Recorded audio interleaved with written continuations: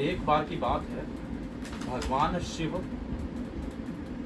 प्रातः काल में माँ पार्वती जी से कह रहे हैं कि हे वरानने, हे पार्वती,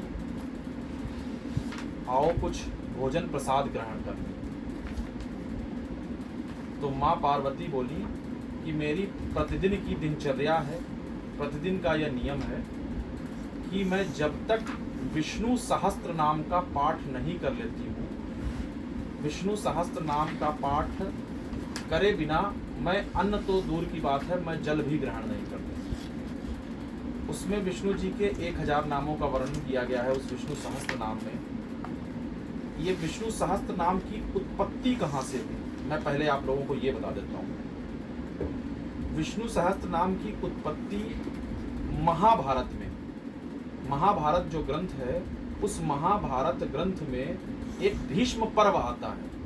भीष्म पर्व में स्वयं भीष्म ने भगवान कृष्ण के सामने उत्तरायण में सूर्य जब जा रहा था तब देह त्याग की थी।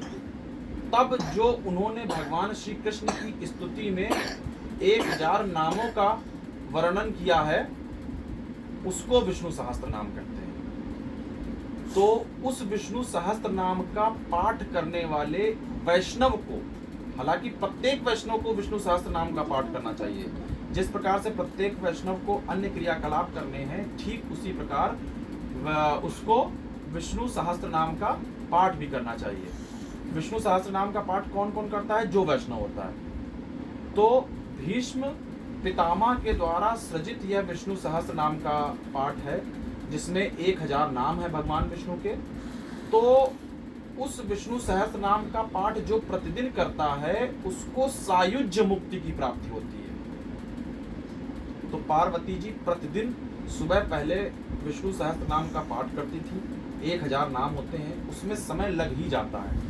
जब बहुत अच्छी तरीके से व्यक्ति ने अपना कर रखा हो प्रतिदिन का अभ्यास, तब भी उसको काफ़ी समय लग जाता है। तो यह करते करते पार्वती जी को काफ़ी समय हो गया था। अब भगवान शिव ने बोला, भगवान शिव बोल रहे हैं, कह रहे हैं कि पार्वती जी आइए, आप और हम लोग भोजन प्रसाद ग्रहण कर लें, अब समय हो गया है। तो माँ बोली, मैं विष्णु सहस्त्र नाम का पाठ करे बिना नहीं आ सकती। तो शिवजी ने कहा कि अच्छा ऐसी बात है।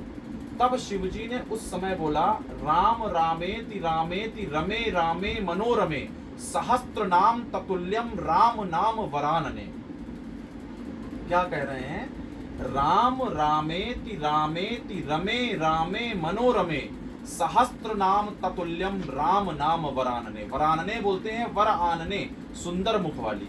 शिवजी जैसे आदि योगी अपनी धर्म पत्नी को बोल रहे हैं वरानने, मतलब सुंदर मुख वाली। व्यक्ति के अंदर यहीं से ही भ्रांतियां हो सकती कि अपनी पत्नी को सुंदर मुख वाली बोल रहे हैं।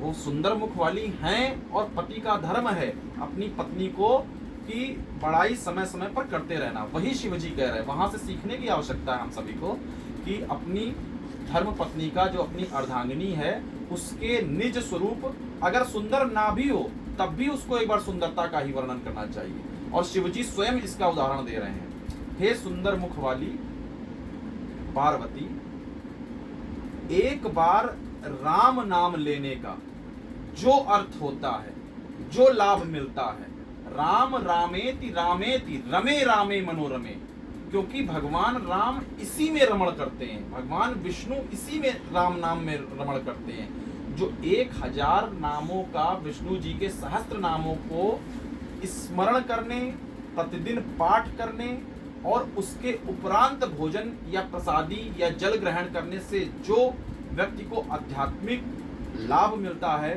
या जो शांति मिलती है, वो एक बार राम नाम के उच्चारण से प्राप्त होती है। ये कोई लौकिक संसार का जीव नहीं बोल रहा है, ये मैं नहीं बोल रहा हूँ, ये मैं नहीं बोल रहा हूँ, ये भगवान शिव स्वयं पराम्बा भगवती से कह रहे हैं। तो सोचिए उस राम नाम की महिमा कितनी होगी। इसलिए आप सभी को भाय कुभाय अनख आलसहूं नाम जपत मंगल दिसि दसहूं। भाववश भजिए, बिना भाव के भजिए, किसी भी प्रकार उस परम पिता परमेश्वर का यह नाम, राम रूपी जो नाम है, कृष्ण रूपी जो नाम है, इसको लेते रहो और इससे क्या होगा कि आलस्य में भी नाम लेंगे तब भी ये नाम नाम जपत मंगल दिशि दसहूं, यह नाम जपते ही 10 दिशाओं से आपका मंगल ही होगा, किसी भी दिशा से अमंगल नहीं होगा।